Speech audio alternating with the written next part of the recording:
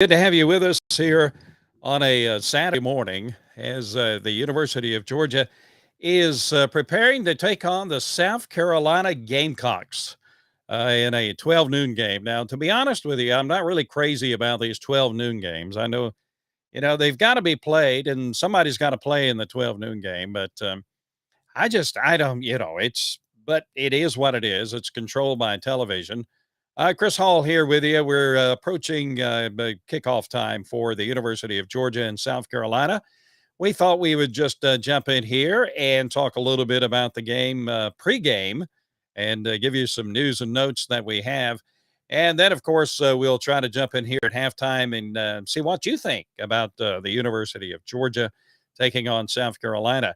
We're on Facebook and we're also on Instagram this morning as well. Dawgs On Demand. You'll find us on Facebook and Instagram, and you'll like what you see when you check us out because we have everything to do with the University of Georgia football as well. Not only just football, but as well as all sports from the University of Georgia. So, what do you think about these 12 noon games? It is what it is. Somebody's got to play them, but it seems like Georgia sometimes gets a lot of these games, and instead of the prime time kind of thing. So, anyway, here's a couple of notes about the game coming up. South Carolina defensively had a tough time against Arkansas last week. South Carolina gave up on rushing on the ground. South Carolina last week against Arkansas gave up 295 yards rushing and 5 touchdowns on the ground.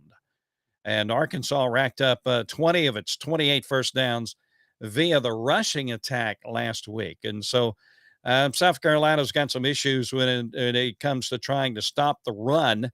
In fact, the Gamecocks are allowing 247 and a half rushing yards per game so far this season. That's 129th nationally out of 131 teams. So, South Carolina certainly struggling when it comes to trying to stop the run. South Carolina on its own struggles in trying to run. South Carolina only averaging about 60 yards per game, which ranks 125th in the major colleges. South Carolina's quarterback Spencer Rattler, he's the guy that might give you some trouble today. He's completed 61.8% of his throws for 603 yards, 2 touchdowns, and 3 interceptions. Look for a lot of passing today coming from Spencer Rattler. Antoine Wells Jr., he's the big receiving threat for South Carolina. He has 15 receptions, 244 yards, and 1 touchdown.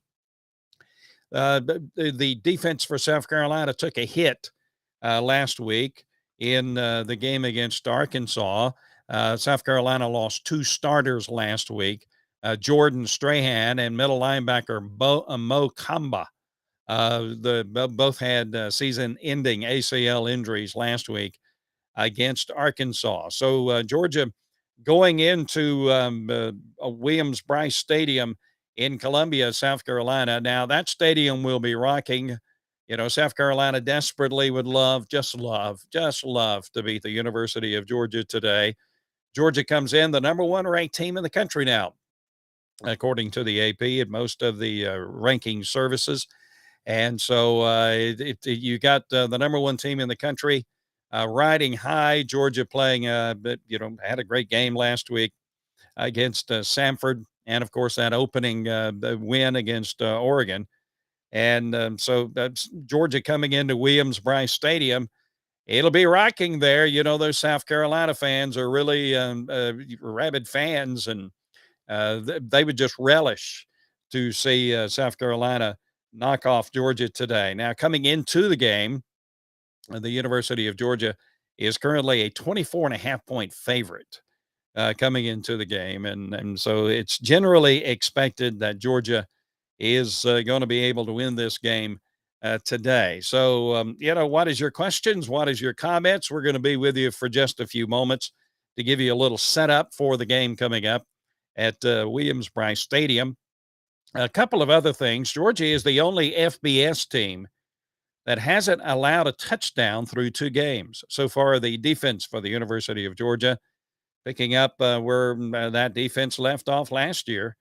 So far, Georgia, the only FBS team, major college team that hasn't allowed a touchdown through 2 games. Also, um, also, yeah, no.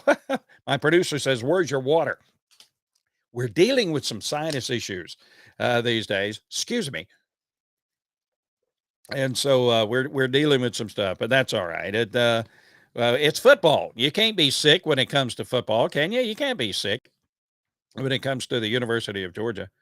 Let's see. The SEC East now has 4 teams ranked in the AP Top 20. The SEC East now trying to catch up with the SEC West, and so there you go. Some of the other games coming up this today. Of course, it's Georgia and South Carolina. ESPN at 12 noon. It'll be getting underway shortly. Also at 12 noon, you have Youngstown State taking on Kentucky. Abilene Christian taking on Missouri. All of those are 12 o'clock games. Then at 3:30, you have kind of an interesting game. You have Ole Miss taking on Georgia Tech. That'll be on ABC at 3:30 today. Excuse me.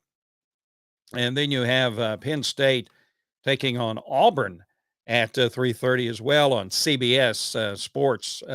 Excuse me. Yeah, I got to hitch him. I get along. Yeah, the Penn State taking on Auburn at 3:30 on CBS. Vanderbilt in Northern Illinois also at 3:30, and then at 4 o'clock you have Monroe, University of Louisiana Monroe taking on Alabama. Mississippi State taking on LSU tonight at 6 o'clock on ESPN.